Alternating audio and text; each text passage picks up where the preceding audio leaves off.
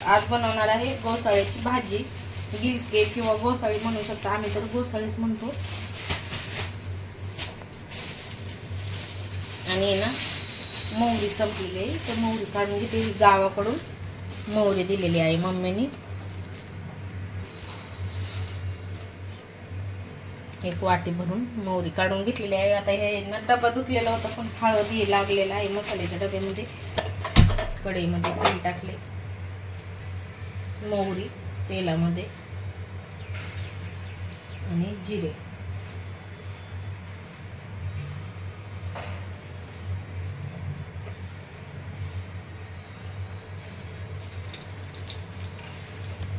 कुटलेला लसूण कुटून घेतलेला आहे खलबत्त्यामध्ये, आणि कढीपत्ता।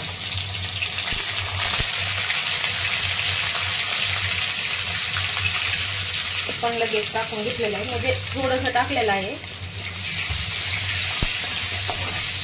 त्यामध्ये ना हे गोसाळ्याच्या फोडी टाकून घेत आहे, स्वच्छ धुवून घेतलेलं आहे।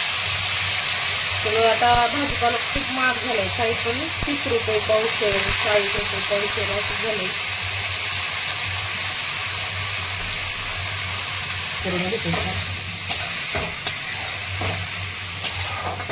आणि गिलके ना खूप पटकन शिजतात। इथं त्यासाठी शेंगदाणे भाजून घेतलेले आहेत। तर हे घरचे आपल्या शेंगा फोडून, शेंगदाणे घरचे आहेत, त्यामुळे थोडे जास्त वापरले तरी चालतंय। विकतचे तर खूप महाग झाले, 150 रुपये का काही किलो आहेत, 120।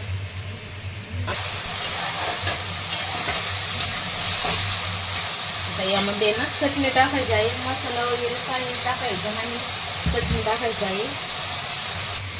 घरकुल मसाल्याचे पुढे आणलेले आहे, एक मोठी आणली ती, बारकाल्या आणल्या त्या दुसऱ्या, चटणी आणि मसाला असं आणलेला आहे। तर भरणीत नाही भरून चटणी, ह्या अशाच पिशव्यात ठेवून देते आणि एका भरणीत वापरायला काढून घेते चटणी। हे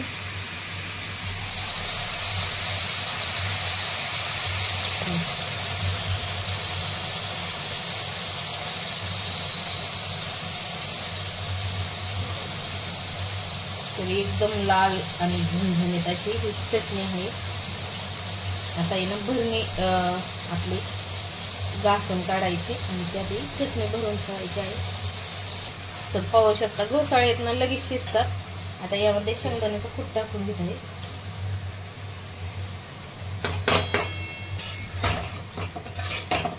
थोडीशी कोथिंबीर टाकून घेत आहे,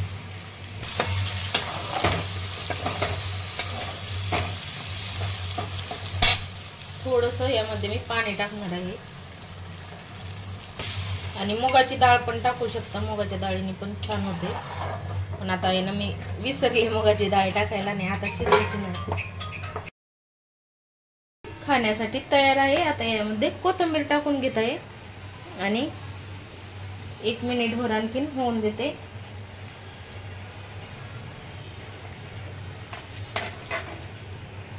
ही भाजी ना खाण्यासाठी तयार आहे, पाहू शकता। ज्वारीच्या भाकरी बनवलेल्या आहेत।